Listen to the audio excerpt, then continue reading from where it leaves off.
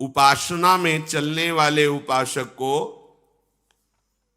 सेवापराध और उपसेवापराध 32 ये 64, इन पर सावधान रहना चाहिए।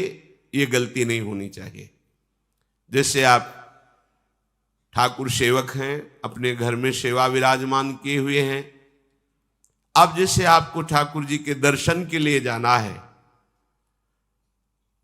जहां तक ठाकुर जी के दर्शन करने के लिए जाना है, हो सके तो पादुका न पहने, नंगे पैर दर्शन करने जाए। यदि आप में ऐसी सामर्थ्य नहीं है किसी कारण से, तो सीढ़ियों में पादुका नहीं पहनना चाहिए। जहां से मंदिर की सीढ़ियां हैं, पादुका उतार कर माथा रखकर सीढ़ी में फिर चढ़ना चाहिए। खड़ाओं या पादुका पहन करके श्री विग्रह के दर्शन करने के लिए जाने में फिर अपराध लगता है। अरे अपने मालिक के दर्शन करने जा रहे हैं, स्वामी के दर्शन करने जा रहे हैं, प्रभु के दर्शन करने जा रहे हैं, तो अपनी कुटिया से और मंदिर तक नंगे पैर जाना चाहिए। ये भावना रखनी चाहिए। भरत जी जा रहे हैं प्रभु के दर्शन करने के लिए, अयोध्या से पैदल ही चले थे, तो सुकुमार चरणारविंद तो बड़े बड़े फफोके छाले पड़ गए थे। वशिष्ठ जी ने देखा, सबने मिलकर भरत जी से कहा पालकी पे बैठ जाइए। तो उन्होंने कहा हाँ, मेरे प्रभु यहां नंगे पैर चले हैं और मैं पालकी पे बैठ जाऊं? उचित तो यह है कि अपने प्रभु के दर्शन के लिए मैं जा रहा हूं, तो जहां जहां प्रभु के चरण पड़े वहां मेरा शीश पड़े, अर्थात सिर भर जाऊं। उचित मोरा सबते सेवक धर्म कठोरा। यहां मैं सर के बल चल के जाऊं पर असमर्थ हूं। तो आप कह रहे हैं पैर में छाले पड़ गए, आप सवारी में बैठ जाइए। ऐसा नहीं हो सकता। तो अपने प्रभु के दर्शन करने के लिए जब जाए, तो हो सके सामर्थ्य हो तो पादुका न पहने, कोई खड़ाऊं चप्पल जूता आदि ना पहने। अगर पहने हैं तो बस सीढ़ी तक ही पहन कर जाए, ऊपर सीढ़ियों के नहीं। इतने सुकुमार मत बनो, ये आग में जलाया जाएगा शरीर, ये गाड़ दिया जाएगा शरीर, इससे ज्यादा प्यार ना करो। दूसरा, प्रभु के जो उत्सव हैं, कृष्ण जन्माष्टमी, राधा अष्टमी और भी जो भागवतिक उत्सव हैं, यदि आप अपने आराध्य देव का उत्सव नहीं मनाते हैं तो ये सेवापराध है, मनाना चाहिए। 4 लोग मिल करके सुंदर फूलों से पत्रों से श्रृंगार करके प्रभु की जय घोष करनी चाहिए, प्रभु की कथा करनी चाहिए। आपस में बैठ करके भगवान के जन्म अवतार की, लीला अवतार की कथा कहे, नाम कीर्तन करे। अगर ऐसा नहीं करता तो ये अपराध है। तीसरा, प्रभु या गुरुदेव के सामने जाकर प्रणाम न करना, यह अपराध है। जय बार सामने जाए तय बार प्रणाम करें। अगर आप अस्वस्थ हैं, आपका शरीर काम नहीं कर रहा, तो हाथ जोड़कर सर झुका दीजिए, नहीं तो पंचांग या साष्टांग प्रणाम कीजिए। जय बार गुरुदेव से मिले, जय बार प्रभु के श्री विग्रह के सामने जाए, तय बार प्रणाम करें। अगर अपनी कुटिया में भी प्रभु विराजमान है तो जय बार उनके सामने, इससे दासत्व पुष्ट होता है, प्रभु की कृपा प्राप्त होती है, प्रणाम करें। चौथा, यदि आप अपवित्र हैं, शौच में गए हैं और वहां वैसे ही वस्त्र पहने हुए जिसमें आपने शौचालय में प्रवेश किया, शौच किया, उन्हीं वस्त्रों से अपवित्र दशा में प्रभु के सामने नहीं जाना चाहिए। इसीलिए हमारी बुद्धि मलिन हो जाती है, कोई सिद्धांत समझता ही नहीं है। जो शौचालय है उसमें उतने ही वस्त्र पहन कर जाएं जितने हम धो सकते हैं। अगर आपको बार बार शौच लग रही है तो आप कमर से जरूर स्नान करें, यहां से हाथ धो लीजिए, कुल्ला कीजिए, नाक आंख कान इन छिद्रों को पवित्र कीजिए और वही वस्त्र पहनिए, या उनका हो, नहीं तो जो अन्य वस्त्र हैं, आजकल तो सुविधा है, कोई बाहर तो जाना नहीं होता, वस्त्र उतार दीजिए, उतना पहनिए जितना धो सकते हैं। यदि आप ठाकुर सेवक हैं, भजन करने वाले हैं, ये पवित्रता नहीं रखेंगे तो जहां जो कुछ भी छुएंगे सब अपवित्र हो जाएगा, और अपवित्र बुद्धि भगवान में नहीं लगती, ओ मलिनता छा जाती है। अब ये आज का जो नया समाज है, शास्त्र पवित्रता को जानता ही नहीं है तो स्वीकार क्या करेगा, और बिना पवित्र हुए हमारे विचार पवित्र नहीं होते। इसलिए कभी अपवित्र दशा में ठाकुर जी के सामने, श्री विग्रह के सामने जाना, सेवा सामग्रियों को छूना, ये अपराध माना गया है। प्रभु के सामने या गुरुदेव के सामने जाके ऐसे करना, एक हाथ से प्रणाम करना, ये सेवा अपराध माना गया है। दोनों हाथ भगवान ने दिए, दोनों को जोड़िए, दोनों को जोड़कर सर झुकाइए, इससे तुम्हें कृपा प्राप्त होती है प्रभु की। प्रभु की कृपा का क्या स्वरूप है? नाम में प्रेम होने लगे, जितेंद्रियता आने लगे, हृदय पवित्र होकर सबके सुख भावना में मगन होने लगे, ये प्रभु की कृपा। छठवां, जब हम प्रभु की परिक्रमा करते हैं तो परिक्रमा करते समय प्रभु के जब सामने आवे तो उनको प्रणाम करें। प्रणाम किया, फिर आगे। 4 परिक्रमा हमारे प्रियालाल की होती है। कभी सामने परिक्रमा नहीं करनी चाहिए, जैसे सामने खड़े ऐसे घूम जाते हैं सामने, नहीं, ऐसा नहीं। प्रभु के सामने ऐसे नहीं घूमना, वहीं खड़े खड़े घूम गए 4, ऐसा नहीं। प्रभु को दाहिने करके प्रदक्षिणा। अगर आप प्रभु को प्रणाम नहीं करते, परिक्रमा करते हुए या सामने घूमते, ये सेवा अपराध है। 7वां, प्रभु के सामने गए मंदिर में और आप पैर फैला के बैठे, सामने ऐसे पैर फैला लिए, ऐसे फैला के बैठे, ये अपराध है। अपने आराध्य देव के सामने, अपने गुरुदेव के सामने पैर फैला के नहीं बैठा जाता।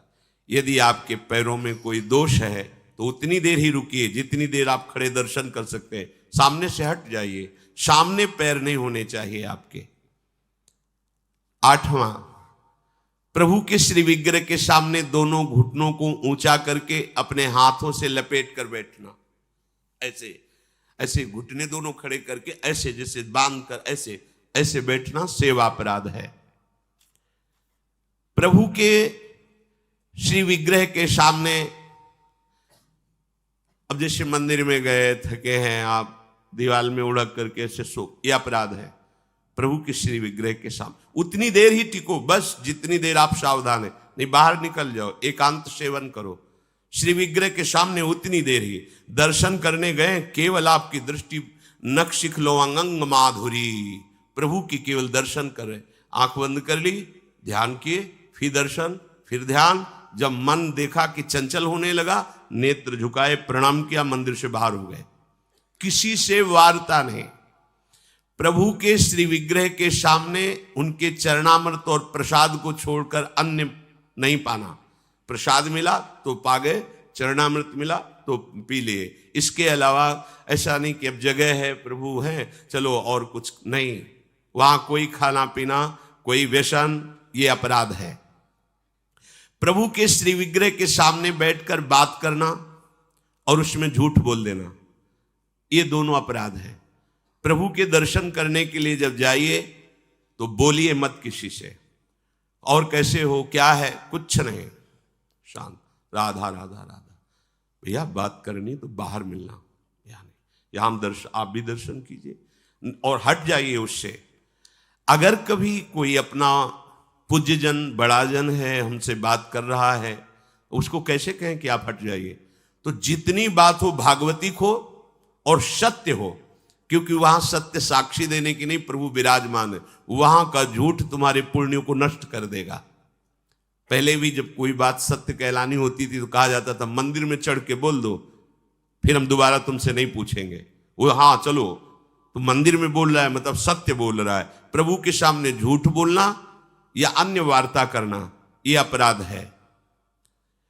प्रभु के श्री विग्रह के सामने जोर जोर से किसी को बुलाना, ए जोर से आवाज नहीं, स्वामी विराजमान है। अगर किसी को बुलाना भी है, इशारे से समीप जाके स्पर्श करके चलो दर्शन करो। प्रभु के श्री विग्रह के सामने आपस में प्रापंचिक बात करना, अगर बात ही करनी, आज देखो कितना सुंदर मोर मुकुट है, आज देखो कितना सुंदर प्रभु का हार है, आज देखो कैसे मकराकृत कुंडल है, आप देख रहे हो, प्रभु ऐसा लग रहा है मुस्कुरा रहे हैं, प्रभु देख रहे हैं। बस उनके विषय की बात करो तो करो, अन्यथा मौन। प्रभु के श्री विग्रह के सामने लड़ाई झगड़ा कर देना। अगर आप बिहारी जी के सामने, राधा वल्लभ जी के सामने, राधा रमण जी के सामने कोई आपको धक्का दे रहा है, कोई आपको कटु व्यवहार कर रहा है, आप चुप रहिए, आपको प्रतिकार नहीं करना। मालिक हैं, वो देख रहे हैं, बिल्कुल शांत रहिए, बहुत बड़ा हिसाब हो जाएगा आपका, जन्म जन्मांतरों के अशुभों का नाश हो जाएगा। और अगर लौट कर आपने गाली दे दी और थप्पड़ मार दिया तो ये कलह आपके पुण्यों का नाश कर देगी। बहुत सावधानी से भगवत दर्शन किए जाते हैं। प्रभु के श्री विग्रह के सामने किसी को किसी भी प्रकार से पीड़ा देने की भावना कर लेना, भावना भी नहीं करनी पीड़ा देने की, प्रगट में देने की तो बात जाने दो। नहीं नहीं, प्रभु मानो आपने को कोई पीड़ा पहुंचा है तो प्रभु आप सर्व सामर्थ्यशाली, इसकी बुद्धि शुद्ध कर दो, इसका मंगल हो जाए। तो उसकी शुद्ध होगी कि नहीं, उसका मंगल होगा कि नहीं, प्रभु जाने, आपका मंगल हो जाएगा, आपकी बुद्धि शुद्ध हो जाएगी। प्रभु के श्री विग्रह के सामने किसी को आशीर्वाद देना। आप प्रभु के दर्शन करने गए, कोई आपको प्रणाम कर रहा, खुश रहो, जय हो जय, नहीं, देखना भी नहीं उधर, सीधे प्रभु की तरफ देखो। वहां कोई भी कहीं भी किसी को भी प्रणाम करे, प्रणाम प्रभु को हो रही है। आप बिल्कुल ये मानकर कि मेरे को प्रणाम कर रहा है उसको आशीर्वाद, बिल्कुल नहीं, प्रभु की तरफ केवल देखें। अगर किसी को ऐसे तो वो अपराध बनता है। प्रभु के श्री विग्रह के सामने किसी को गाली देना, निष्ठुर वचन बोलना, यह अपराध है। प्रभु के श्री विग्रह के सामने कंबल से शरीर ढक करके वहां बैठना, ऐसा। ये जो हमारा भजन करते हुए, सेवा करते हुए मन कठोर होता है, प्रेम में नहीं डूबता है, हमसे गलतियां होती रहती हैं। प्रभु के श्री विग्रह के सामने बैठ करके दूसरे की निंदा कर देना, ऐसा होता है। जैसे श्री जी के सामने बारंडा है, से जहां समाज होती, वहां बैठे हैं, अब घंटों बैठे हैं, अब आपस में चर्चा कर रहे हैं, अमुक की, ये अपराध है। एक की प्रशंसा, एक की निंदा, और प्रभु सामने बैठे हैं। बिल्कुल वहां बैठना है तो मंत्र जप करो, नाम जप करो, या पद गान करो जिनमें उनकी लीलाओं का गायन किया गया है। प्रभु के श्री विग्रह के सामने किसी को हाथ जोड़कर उसकी बड़ाई करना नहीं, प्रभु के सामने नहीं। आपने तो बड़ी कृपा की, उस दिन वहां मिले, ऐसा कुछ नहीं। ये सावधानी रखनी है तो सावधान रहना चाहिए। प्रभु के श्री विग्रह के सामने हंसी मजाक, अश्लील शब्दों का उच्चारण करना, एक दूसरे से हंसी मजाक कर रहे हैं, सेल्फी ले रहे हैं, ये सब नाटकबाजी नहीं तो आए हो धाम में कृपा प्राप्त करने के लिए और बन जाएगा अपराध। प्रभु के श्री विग्रह के सामने अधोवायु आदि का त्याग करना, ऐसा कुछ है, एक झलक लीजिए, बाहर जाइए, वहां मर्यादा है। ये कोई ऐसा नहीं कि मनोरंजन का स्थान हो, इन्हीं की कृपा से हमारा जीवन सत मार्ग में चलता है। और आपसे सच्ची कहते हैं, ये हमारे प्रभु राधा वल्लभ लाल जी, बांके बिहारी लाल जी, राधा रमण लाल जी, ये मूर्तिकार की रचना नहीं, साक्षात प्रिया प्रीतम है। हमारी भावना नहीं बन पा रही इसीलिए है, नहीं तो इनके इशारे होते हैं, ये मुस्कुराते हैं और जो आप बात करोगे उसका उत्तर आपको मिल जाएगा, आपके ही हृदय में बैठकर उत्तर दे देंगे। कई बार ऐसी प्रभु की तरफ से इशारे होते हैं कि साक्षात प्रभु विराजमान है, बस आपकी भावना जाकी रही, भावना जैसी प्रभु मूर्ति देखी तिन तैसी। और सेवा में आपके पास सामर्थ्य है पर आप साधारण चीजों से प्रभु की सेवा कर रहे हैं तो यह अपराध है। जैसे एक दिन कहा था कि ठाकुर जी के सामने तो चिरौरी रखवा दी और आप पूरा परिवार पकौड़ी हलवा से बाल भोग कर रहे, ये अपराध है। ऐसा नहीं, यदि आपके पास नहीं है तो बाजरे की आधी रोटी से ठाकुर जी प्रकट हो गए धन्ना जी के यहां। प्रभु को नहीं चाहिए, वो तो विश्व का भरण पोषण करने वाले स्वयं विश्वात्मा हैं। पर यदि आपके पास है तो उत्तम उत्तम भोग लगाइए, उत्तम उपचारों से प्रभु की सेवा कीजिए। ऐसा नहीं कि आप अपने लिए वस्त्र बहुत महंगे लाते हैं और प्रभु के लिए ऐसे साधारण कपड़े ले आए, अपने लिए अच्छी भोग सामग्री प्रभु के लिए। ऐसे दुकानों में है, सुपारी किसके लिए लेना है? आपको खाना है तो अच्छी क्वालिटी की रखिए, और अगर पूजा के लिए लेना है तो जो कोई खाएगा नहीं वो रखी पूजा वाली। सूखे नारियल पूजा के लिए, टून का कपड़ा पूजा के लिए, ये ऐसा नहीं होना चाहिए, ये सेवा अपराध है। अपने बच्चे को कैसे आप रखते हैं? देखिए, आप बाहर भी जाते हैं तो एक बोतल में दूध रखते हैं, थोड़ी सी कुछ खान पान के साथ, बच्चा है। ऐसे ही अपने ठाकुर जी को समझिए, वो आपके लाडले हैं। जो आप जल पिलाओगे वो जल पिएंगे, जो आप भोग लगाओगे भोग लगाएंगे। सेवा विग्रह में प्रभु आपके अधीन है। अगर सेवा विग्रह में आपने ऐसा बर्ताव किया जो नहीं होना चाहिए तो आपका हृदय कठोर हो जाएगा, आपकी भक्ति बाधित हो जाएगी। वैसे भी आसक्ति होनी चाहिए। जो सेवा विग्रह आपको प्राप्त हुआ उसमें आसक्ति होनी चाहिए। अच्छे से अच्छे पदार्थ देखकर मन ललचा जाए कि मेरी सामर्थ्य तो नहीं, पर अगर सामर्थ्य होती तो आज प्रभु को ये भोग लगाते, आज प्रभु को ये पहनाते, तो आप ये समझो आपको उसका फल मिल गया। चढ़ा नहीं पाए, समर्पित नहीं कर पाए, पर उसका फल आपको मिल गया, क्योंकि आपने विचार किया ना, भावना की ना, और प्रभु भाव ग्रहण करते हैं। प्रभु को बिना अर्पित किए किसी भी वस्तु को खाना पीना यह सेवा अपराध है। यदि आप गुरु मंत्र लिए हो, ठाकुर सेवा विराजमान किए हो और आप बिना अर्पित किए पाते हैं तो अपराध है। एक बार नंदगांव ब्रज भक्तों के चरित्र में है, अगर आप बिना भोग लगाए पाते हैं, बिना भोग लगाए जल पीते हैं, जल भी पीना है तो आप अपने गुरुदेव का स्मरण करके नाम लेकर ही जल पीजिए, उनको भाव से अर्पित करके। भोग पाइए तो अर्पित करके। अगर आप अर्पण नहीं करते हैं तो इसमें अपराध बनता है। ये आपकी बुद्धि को भ्रष्ट कर देगा, मलिन कर देगा। बिना भोग लगाए कुछ नहीं पाना। अगर ऐसा नियम रखोगे तो तुम्हारी बुद्धि रोज का रोज भक्ति के रंग में रंगती जाएगी, हृदय द्रवित हो जाएगा। बिना अपने आराध्य देव को अर्पित किए हुए कुछ भी नहीं स्वीकार करना। अगर हमें वस्त्र भी पहनना है तो पहले प्रभु को अर्पित करना है।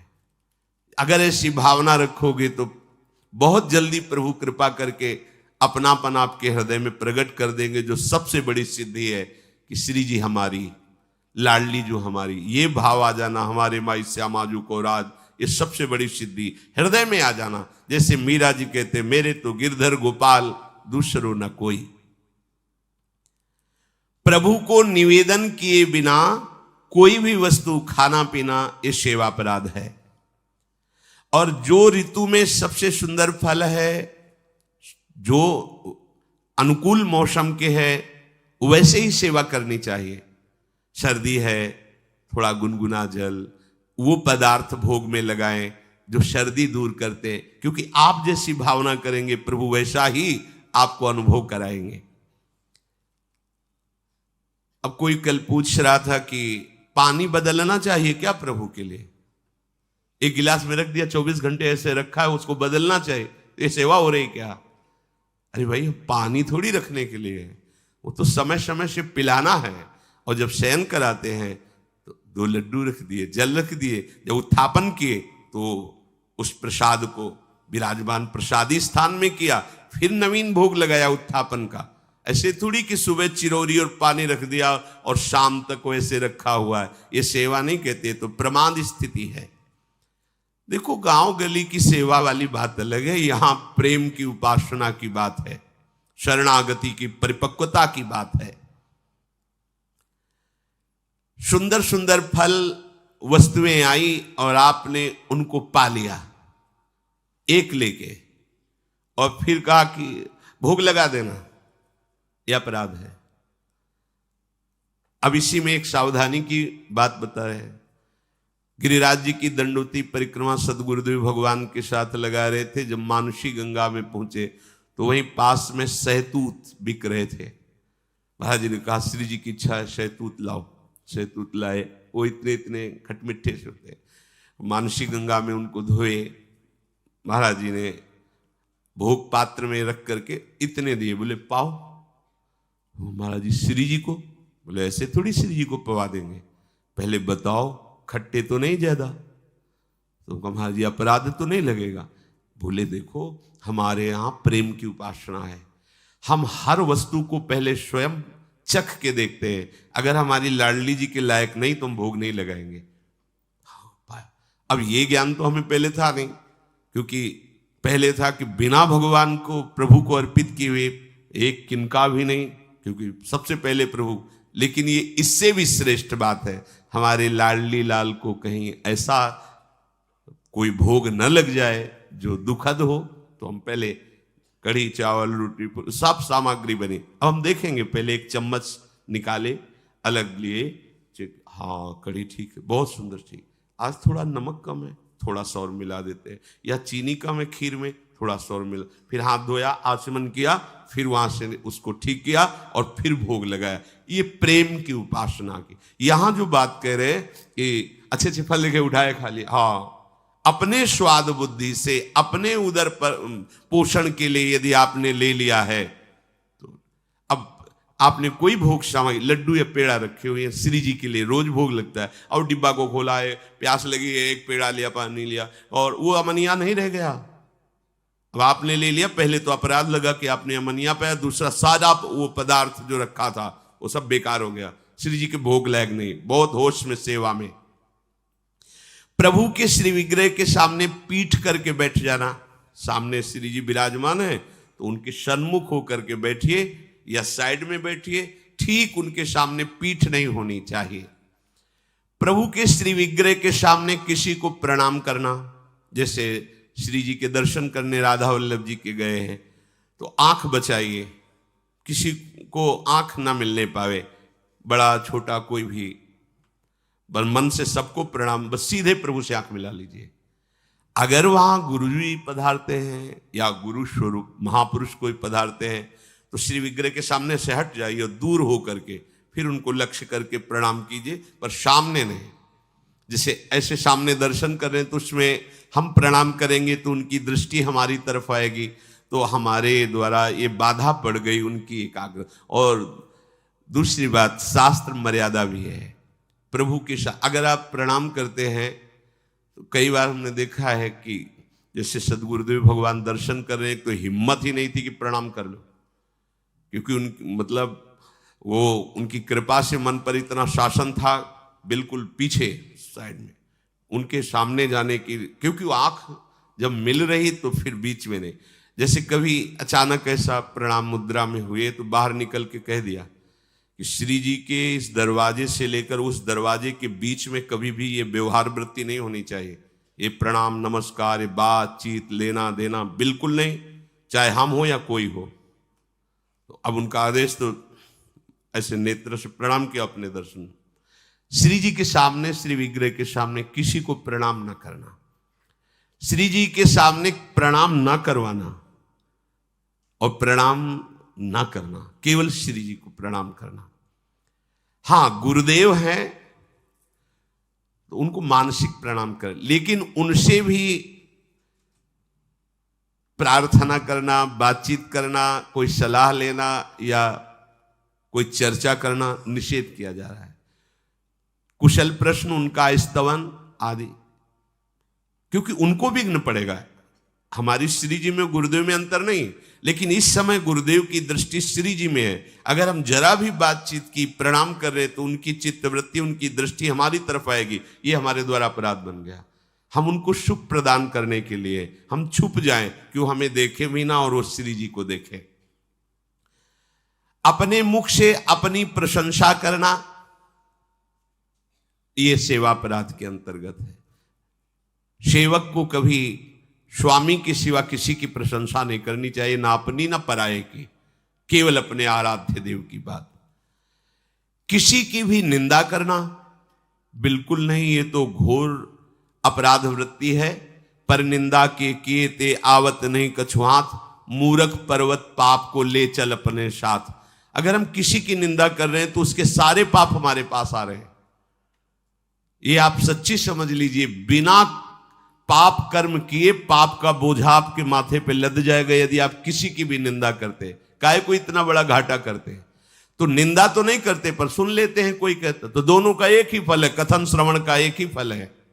जैसे एक पाप आचरण कर रहा है और एक पापाचरण की प्रेरणा दी है, जाओ ऐसा कर लो, और एक कहां जा रहे हो, ऐसा करने जा रहे हो, हाँ ठीक है करो, तीनों को बराबर दंड मिलेगा। कर्ता, प्रेरक, अनुमोदन। अनुमोदन हाँ हाँ ठीक है, प्रेरक हाँ ऐसा कर दो, और वो जो कर्ता चाहे शुभ कर्म हो, तीनों को बराबर फल मिलेगा। अच्छा कहां जा रहे हो, परिक्रमा, अरे भाई बड़े भाग्य की बात है, वृंदावन की परिक्रमा देना, अवश्य लगाओ, नाम जप करते हुए लगाना, पूरा परिक्रमा को उसको फल मिलेगा। अच्छा बैठे क्या कर रहे हो, 2-3 घंटे आप ऐसे बातचीत में नाम कीर्तन करते हुए परिक्रमा लगाओ ना वृंदावन के, चलो छाह लगाते, ये प्रेरणा हुई, वो अनुमोदन हुआ, और वो परिक्रमा लगा रहे, तीनों को बराबर फल मिलेगा। ऐसे ही पाप कर्म में है, कर्ता, प्रेरक, अनुमोदन, तीनों को बराबर दंड मिलता है। ये हुए 32 अपराध सेवा के, और 32 उप अपराध। राजा के अन्न का भक्षण करना उप अपराधों में आता है। यदि वो वैष्णव नहीं, भगवत प्रेमी नहीं है, तो राजअन्न को निषेध माना गया है। अंधेरे में श्री विग्रह को रखना, जहां श्री जी विराजमान है वहां एक दीपक ही चाहे जल ले, लेकिन जलना चाहिए, प्रकाश रहना चाहिए। अगर प्रभु शयन भी कर गए तो भी एक दीपक जलना चाहिए। अब तो दीपक की बात ही क्या है, अब तो लाइट व्यवस्था है, तो छोटा सा प्रकाश का ऐसा।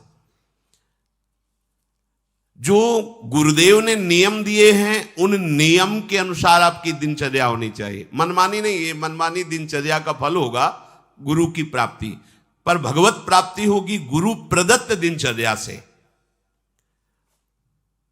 प्रभु के मंदिर में उत्साह पूर्वक प्रभु की सेवा करना, घंटा नाद करना, शंखनाद करना, मृदंग नाद करना, ऐसा। कोई भी अभक्ष वस्तु प्रभु को निवेदन करना ये निषेध है। भगवान ने सब बनाया है तो भगवान को सब हम तो प्याज लहसुन का भी भोग लगा देते, कुछ लोग कहते हैं यह अपराध है। बिल्कुल नहीं, सात्विक भगवान ने आदेश किया है, सात्विक वस्तुओं का भोग लगाइए, इसीलिए निषेध किया जाता है आप ये मत खाइए, आप ये मत खाइए। अरे क्या है, इतनी सी जिभ्या है, यहां से स्वाद खत्म है, यहां से स्वाद है नहीं, केवल इतनी जिभ्या में जितनी देर रहेगा उतना ही स्वाद है। काहे को इस दुष्ट को इतना चंपल बना दो कि दूसरों का हत्या करके मांस खाने के लिए राजी हो जाए, दूसरों के जीवन को नष्ट करने वाली बना दे। ये स्वादेंद्री, रसेंद्री, इसको, ये बड़ी दुष्ट है, इसको शासन में रखो। कुछ नहीं होना, बस इतने से यहां गया, घाटी के नीचे माटी मल बन गया, कुछ नहीं है, बाहर है तो बेकार, बस उतने ही में स्वाद है। ये आज तक तृप्त नहीं हुआ, जीवन हो गया इसको खवाते हुए। किसी और का जूठन अपने प्रभु को भोग नहीं लगाना चाहिए। सब भगवत स्वरूप है, पर जैसे अपने प्रियालाल को भोग लगाना है, बोले वहीं और भी भगवत स्वरूप विराजमान, उनके आगे थाली करके फिर ले गए प्रियाल, यह अपराध है। एक तो अपने आराध्य देव का अनन्य होना चाहिए, और अपने प्रियालाल का भोग चाहे जो कोई पाले, लेकिन किसी और का अपने प्रियालाल को भोग नहीं लगता है। सर्वोपम नवनिवृत्त निकुंज विहारिणी बिहारी जू का। अब जैसे कोई भोजन आदि बना है और उसको कोई भी जूठा कर दे, कोई भी बच्चा या कोई भी, कैसे उसे प्रभु को हम भोग नहीं लगा सकते। और सेवा करते समय बोलना मना है।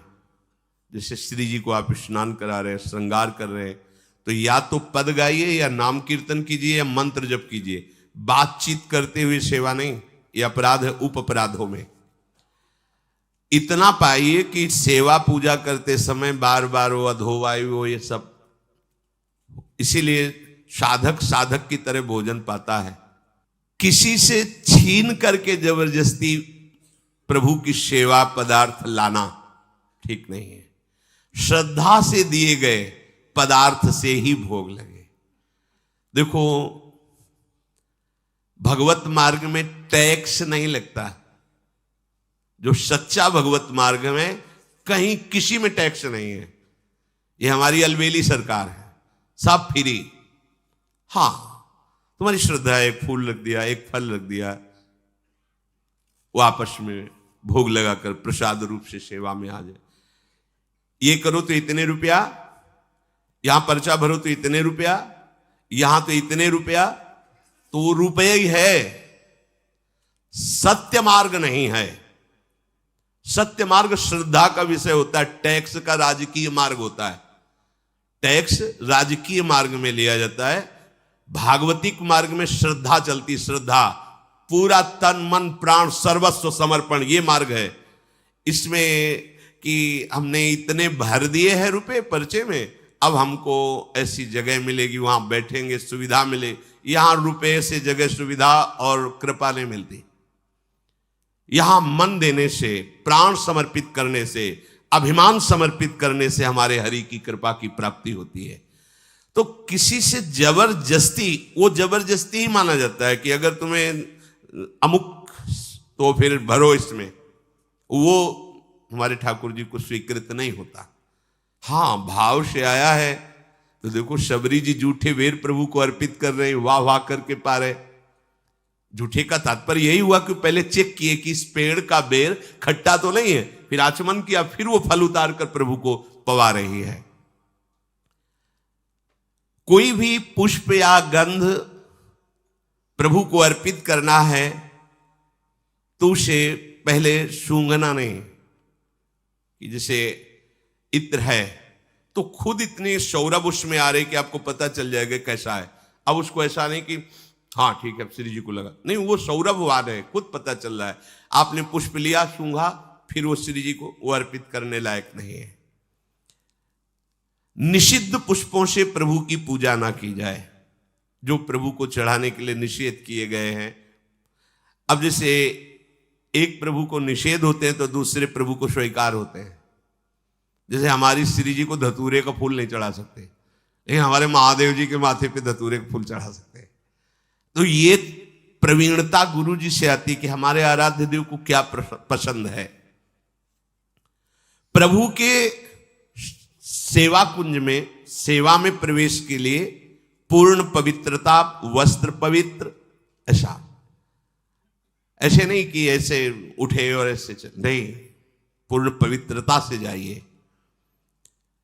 अगर कहीं आपने गृहस्थ धर्म का भोग किया है तो वो वस्त्र पूर्ण रूप से धुल करके पवित्र होकर के ही, उन स्थिति में कभी स्पर्श नहीं करना चाहिए घर के ठाकुर को भी। रजस्वला धर्म में माताएं बहनें होती 3 दिन तक सेवा से अलग रहकर भजन साधन करें, भगवत चिंतन करें, लेकिन भगवत सेवा में कोई भी जो वस्तु आने वाली उसका स्पर्श न करें। जो अखंड ब्रह्मचारिणी है, वैराग्य भावना से युक्त है, तो उन्होंने अपने जीवन को ही प्रभु को दे दिया, गृहस्थ धर्म को स्वीकार नहीं किया, इसलिए परम पवित्र भगवत भावना में निरंतर सेवारत है। प्रभु को जो दीपक भी स्पर्श करना है उसको अपने प्रयोग में न लावे। प्रभु को कभी किसी शव के साथ यात्रा करना, स्पर्श करना, श्मशान में जाना, तो वस्त्र सहित स्नान करके ही अपने सेवा भवन में प्रवेश करना। अब यहां एक और रहस्य, यदि वो वैष्णव है, विरक्त संस्कार से युक्त है, तो इसके प्राण चले गए हैं, तो शरीर स्पर्श से आप पवित्र होंगे, ना कि स्नान करने की जरूरत है। लेकिन यदि वो गृहस्थ है तो फिर ये प्रक्रिया उसके साथ जाकर फिर लौटते समय वस्त्रों सहित स्नान करें। बिना पवित्र वस्त्र के, धोए वस्त्र के, जैसे रात्रि में आप शयन किए हैं, जो वस्त्र पहने हुए उन्हीं से सेवा में नहीं जाना। रात्रि में शयन किए हुए वस्त्रों को धोया जाता है, प्रातः काल उठ करके उन वस्त्रों का त्याग करके नवीन वस्त्र धारण करके दिनचर्या की जाती है। इसीलिए रात्रि में उतने ही वस्त्र पहने जाते हैं जो सुबह प्रातः शौच आदि में जाकर धोए जाते हैं। गुस्से में भर करके किसी से आप गुस्सा हो गए और सेवा करने जा रहे हैं तो रुक जाइए, पहले गुस्सा शांत कीजिए। क्रोधावेश में अंदर मत जाइए सेवा में। लाडली लाल की सेवा करनी, पहले बाहर बैठिए, कोई पद उच्चारण कीजिए, नाम चिंतन कीजिए, अपनी गुस्सा को शांत कीजिए। कभी भी किसी तरह से किसी पशु का मांस, पक्षी का मांस या कोई नशे वाली वस्तुएं कभी भी सेवा भवन में प्रवेश ना होने पावे। जैसे कई गृहस्थ जन कहते हैं कि हमारे यहाँ वो लोग नहीं मानते और रसोई ऐसी बनाते हैं मांस आदि की, तो मुझे क्या करना चाहिए? देखो, वो पात्र स्पर्श करने लायक भी नहीं है भगवत सेवक जनों के द्वारा, जो अपने सदगुरु की आज्ञा में रहते हैं, श्री जी की सेवा करते हैं। अब उनके लिए बड़ी समस्या है उस परिवार में, पर जैसे भी बने तैसे देखो, पर वो पात्रों में रांधा हुआ भोजन जिनमें मांस रांधा गया है वो कभी ठाकुर जी को या गुरुदेव को अर्पित करना अपराध माना गया है। कभी ऐसा ना करें। हमें तो लगता है उस रसोई में नहीं अमनिया होना चाहिए जिसमें ऐसे पदार्थ रांधे गए हैं। कोई भी उपासक ये गांजा, फीम, ये नशा करके, कुछ लोगों को तो ऐसा भ्रम हो गया है कि बहुत ध्यान लगता है नशा करके। शराब पिए नाली में पड़े हैं, लघु शंका कर रहे हैं, बादशाह है। अगर कृपा हुई तो कुत्ता भी ऊपर लघु शंका कर रहा है, उनको लग रहा है मानो मेघ जो है अमृत वर्षा कर रहे हैं। हाँ, नशे में, वो तो दृश्य है, वो तो देखने को मिलते हैं, कोई ये अलौकिक बात थोड़ी है। नशा लिया, आपके सारे यंत्र मूर्छावस्था को, शिथिलता को प्राप्त हो रहे हैं। बोले बड़ा आनंद आता है भजन में आनंद आता है। भजन में तो आनंद तब आता है जब सावधान और चेतना युक्त होकर मन से लड़ करके प्रभु में चित्त को जोड़ो, तब आनंद की प्राप्ति हो। कोई भी नशा भगवत प्राप्ति करा देता तो शास्त्रों में लिखा होता कहीं नहीं, सब जगह महापुरुषों ने निषेध किया। कुछ सिद्ध पुरुषों में ऐसी लीलाएं होती हैं, पर उनकी हम होड़ थोड़ी कर सकते हैं। एक महापुरुष थे जो 10 ग्राम संखिया जहर रोज पाते थे। 10 ग्राम, अगर 2-4 बीज संखिया जहर के पालो तो मर जाओगे। तो उड़िया बाबा को विश्वास नहीं हुआ, तो जहां सुना वहां गए और उनसे कहा, महाराज आप 10 ग्राम संखिया जहर पाते हैं? बोले रोज। बोले 4 बजे पाते हैं? तो बोले हम रुकेंगे आपके पास, देखेंगे। 4 बजे सिलबट्टा में रखा, इतने बीज 10 ग्राम में चढ़े होंगे। और बाबा ने देखा कि बोले इतने में तो 150 लोग मर जाएंगे। और बांटा और धो करके सिलबट्टा अपने खप्पर में डाला और पी गए। बाबा ने कहा, हमको इसका रहस्य बताओ कि जहर आप पर प्रभाव क्यों नहीं करता? तो बोले आज से थोड़ी खा रहे हैं, हमने बचपन से अभ्यास किया था। एक बीज लेके घसा और चाट लिया। वो एक बीज का अभ्यास करते करते आज 1 तोला 10 ग्राम जहर पचा लेता हूं।